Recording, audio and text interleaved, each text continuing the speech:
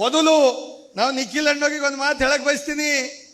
ಅಣ್ಣ, ನಾನು ಕುಮಾರ್ ಅಣ್ಣೋರು ದೊಡ್ಡ ಸಾಹೇಬರು ನಮ್ಮ ತಂದೆ ಜೊತೆಯಲ್ಲಿ MLA ಇದ್ರು. ನನಗೂ ಒಂದು ಚಾಲೆಂಜ್ ಇತ್ತು, MLA ಆಗ್ಬೇಕು ಕಮ್ಮಿ ಏಜ್ದಾಗ. ಇವರಿಗೂ ಕೂಡ ಬಹಳಷ್ಟು ಆಸೆ ಅದ. ನಾವು MLA 25 ವರ್ಷಕ್ಕೆ ಆದೆವು. ಆದಾಗ ಸೂರ್ಯಕಾಂತ್ ನಾಗಮಪಲ್ಲಿ ಹೋಗಿ ಗೊರಪದಪ್ಪ ಸಾಬರು ಜನತಾ ದಳದಾಗಿದ್ದು ಒಳ್ಳೆ ಕೆಲಸ ಮಾಡಿದಾಗ, ಉಮಾಕಾಂತ್ ನಾಗಮಪಲ್ಲಿ ಅಣ್ಣೋಗಿದ್ದಾಗ ಒಂದು ಸಲ ಚಾನ್ಸ್ ಕೊಡ್ಬೇಕಂಬತ್ ನಾ ಮನವಿ ಮಾಡ್ತಾ ಇದ್ದೀನಿ. ಇವತ್ತಿನ ದಿವಸ ಒಂದು ಸಲ ಕೊಟ್ಟು ನೋಡಿಗೆ ಯಾವ ರೀತಿ ಆಗ್ತದ. ಜಾತ್ಯತೀತ ಜನತಾದಳಕ ನಮ್ಮ ಜಿಲ್ಲಾಧ್ಯಕ್ಷರಾಗಿದ್ದಂಥ ರಮೇಶ್ ಪಾಟೀಲ್ ಅವರು, ನಮ್ಮ ಜೊತೆಲಿದ್ದಂಥ ನೆಲಮಂಗಲ ಶಾಸಕರಾಗಿದ್ದಂಥ ಸುರೇಶ್ ಗೌಡರು, ರಾಜ್ಯದಿಂದ ಬಂದಿದಂಥ ಎಲ್ಲ ಮುಖಂಡರು, ತಾಲೂಕಾ ಅಧ್ಯಕ್ಷ, ಎಲ್ಲ ಯೂನಿಟ್, ಎಲ್ಲ ಸೆಕ್ರೆಟರಿ, ನೀವು ನಮ್ದು ಕೇಂದ್ರ ಬಿಂದು, ನಮ್ಮ ಪಿಲ್ಲಗಿದ್ದಂಥ ಎಲ್ಲ ಕಾರ್ಯಕರ್ತರೆ ಹಾಗೂ ಪತ್ರಕರ್ತರೆ, ಈಗಾಗಲೇ ಸಮಯ ಭಾಳ ಆಗ್ಯದ. ಪಕ್ಷ ಸಂಘಟನೆ ಇದ್ದಲ್ಲೇ ನಮ್ಮಲ್ಲಿ ಪಾಲಿಟಿಕ್ಸ್ದಾಗ ಶಕ್ತಿ ಇರ್ತದ. ನಾವು ಸಂಘಟನೆ ಮಾಡ್ಬೇಕು, ನಾವು ವಿಚಾರ ಮಾಡ್ಬೇಕು ನಮ್ಮ ಪಕ್ಷ ಹ್ಯಾಂಗದ. ಸಾಕಷ್ಟು ಜನರಿಗೆ ಗೊಂದಲದ, ಹ್ಯಾಂಗ ಆಗ್ತದ ಈ ಪಕ್ಷದಾಗ ಏನು ವಿಚಾರ ಮಾಡ್ಕೊತ ಮನೆಗೆ ಹೋಯ್ತಾಗ ನಾವು ಕೆಲಸ ಮಾಡ್ಕೊತ ವಿಧಾನಸೌಧಕ್ಕೆ ಹೋಗ್ತೀವಿ. ಅಂಥ ಪಕ್ಷ ನಮ್ಮ ಜಾತ್ಯತೀತ ಜನತಾದಳ. 2004ನೇದಾಗ ಬಂಡೆಪ್ಪಣ್ಣವ್ರಿಗೆ ಬಿ ಲಕ್ಕಿ, ಅವಾಗೊಟ್ಟು ಲಕ್ಕಿ ಆಗಲಿಲ್ಲ, ಗೆದ್ದಾಗ ಒಂದು ಭಾಗ ಮಂತ್ರಿ. ನಾವು ಜನತಾದಳದವರು ಅಣ್ಣೋ ಇಂಡಿಪೆಂಡೆಂಟ್ ಬಂದು ನಮಗೆ ಕಬ್ಜಾ ಮಾಡಿ ಮಂತ್ರಿನೇ ಆದವರು. ಅಡಿಬಾಗ ಹಂಗದ ನೋಡಗವ್ರು ಈ ಜಿಲ್ಲೆಗೆ ಸೇವೆ ಮಾಡಿದವು. ಒಂದು ನಿಖಿಲ್ ಅಣ್ಣೋರಿಗೆ ನಾ ಹೇಳಕ್ ಬಯಸ್ತೀನಿ, ಈ ರಾಜ್ಯದ ಮಾಜಿ ಮುಖ್ಯಮಂತ್ರಿ, ಭಾವಿ ಮುಖ್ಯಮಂತ್ರಿ, ಅದೇ ರೀತಿ ಬೃಹತ್ ಕೈಗಾರಿಕೆ ಸಚಿವರು, ಅದೇ ರೀತಿ ಸ್ಟೀಲ್ ಉಕ್ಕಿನ ಸಚಿವರಾಗಿದ್ದಂಥ ಸನ್ಮಾನ್ಯ ಕುಮಾರಸ್ವಾಮಿ ಅಣ್ಣವರು, ನೀವು ವಿಚಾರ ಮಾಡ್ಬೇಕು. ಯಾರಿಗೆ ಅಣ್ಣ ಅಂತ ಕರೀತಾರೆ ನನಗೆ? ಯಾಗ ರೈತರಾಗಲಿ, ಪೇಪರ್ದಾಗಲಿ, ಬಡವರಾಗಲಿ, ಯಾವ ಪಾರ್ಟಿದಾಗಲಿ ಸಿರ್ಫ್ ಏನಂತ ತಗೊಂಡ್ರೆ ಕುಮಾರ್ ಅಣ್ಣ. ಅಣ್ಣಗೆ ಬಿಟ್ಟು ಯಾರಿಗ ಅಂತಾಗ ಇಡೀ ಕರ್ನಾಟಕದಾಗ ಅಂತಾಗ ಒಂದು ರಾಜ್ಕುಮಾರ್ ಅಣ್ಣೋರಿಗೆ ಅಂತಾಗ, ಅದ್ರ ಬಾದ್ ಕುಮಾರ್ ಅಣ್ಣೋರಿಗೆ ಮಾತ್ರ ಅಣ್ಣ ಅಂತ ಕರೀತಾಗ. ಆ ಶಕ್ತಿ ನೀವು ಕೊಡ್ತೀರಿ. ಅವ್ರ ಬಡವ್ರ ಸೇವಾ, ಮುಖ್ಯಮಂತ್ರಿ ಇದ್ದಾಗ ಕಾಮನ್ ಮನುಷ್ಯನ ಸೇವಾ, ಜನತಾ ದರ್ಶನ್ ಕಾರ್ಯಕ್ರಮ, ಸುವರ್ಣ ಗ್ರಾಮ, ಇಡೀ ದೇಶದಾಗ ನಾವೆಲ್ಲ ವಿಚಾರ ಮಾಡ್ಬೇಕು ನಮ್ಮ ಪಕ್ಷ ಏನು ಕೆಲಸ ಮಾಡ್ಯದ, ಏನು ಶಕ್ತಿ ಕೊಟ್ಟದ ಜನರೀಗ. ಹಳ್ಳಿದಾಗ ಹೋಗಿದಾಗ ಗ್ರಾಮ ವಾಸ್ತವ್ಯ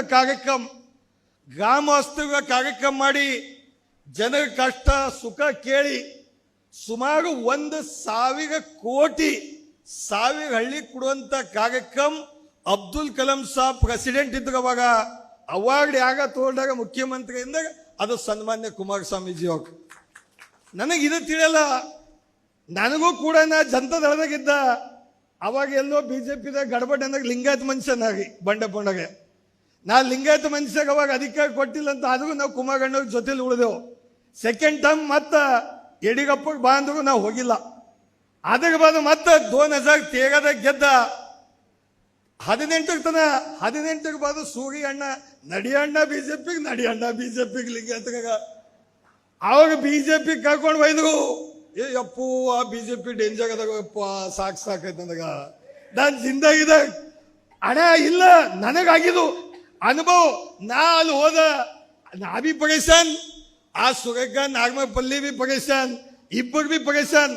ಮೊದಲು ನಾ ಬೈ ಎಲೆಕ್ಷನ್ದಾಗ, ಇವ್ರಿಗೆ ಬೀದಾಗ ಬೈ ಎಲೆಕ್ಷನ್ದಾಗ ಮಾರುತಿ ಕಾಸಂಪ ಅಣ್ಣೋಗಿದ್ದು ಇಲ್ಲಿ ನಿಂತಿರು.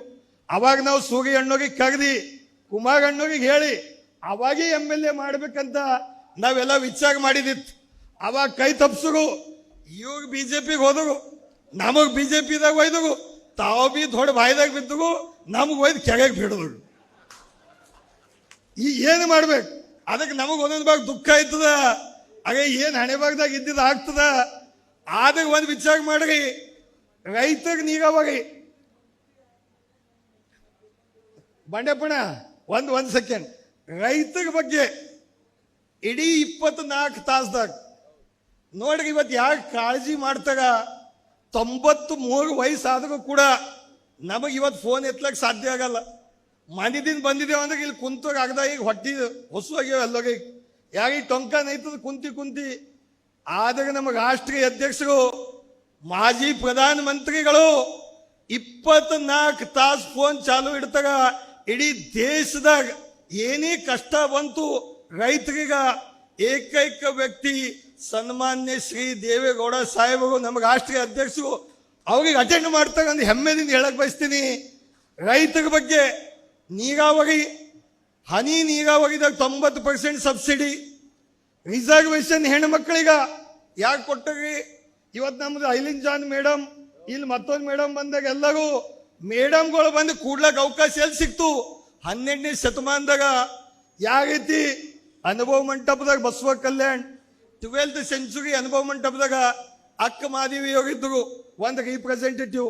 ಆ ರೀತಿ ಇಡೀ ದೇಶದಾಗ ರೀಪ್ರೆಸೆಂಟೇಟಿವ್ ಮಹಿಳೆಗೆ ಬರಬೇಕಾದಾಗ ಅದು ಮಾಡಿದವ್ರು ಯಾರು ಎಂಬುದು ನಾವು ಎಂದೂ ಮರಿಲಕ್ಕಾಗಲ್ಲ.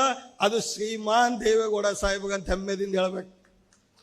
ಅದೇ ರೀತಿ ಕುಮಾರಸ್ವಾಮೀಜಿಯವರು ಸಾಲ ಮನ್ನಾ ಬಗೆದಾಗ ಹೇಳ್ಯಾಗ, ಹಾಗೆ ಏನ್ ಸ್ಕೀಮ್ ಕೊಟ್ಟಿದಾಗ ಅವು ವಿಚಾರ ಮಾಡಿ ಜನರಿಗೆ ಮುಟ್ಟಪ್ಲೆ ಸ್ಕೀಮ್ಗಳು ಕೊಟ್ಟಿದಾಗ ನಮ್ಮ ಪಕ್ಷ ಒಳ್ಳೆ ಪಕ್ಷ.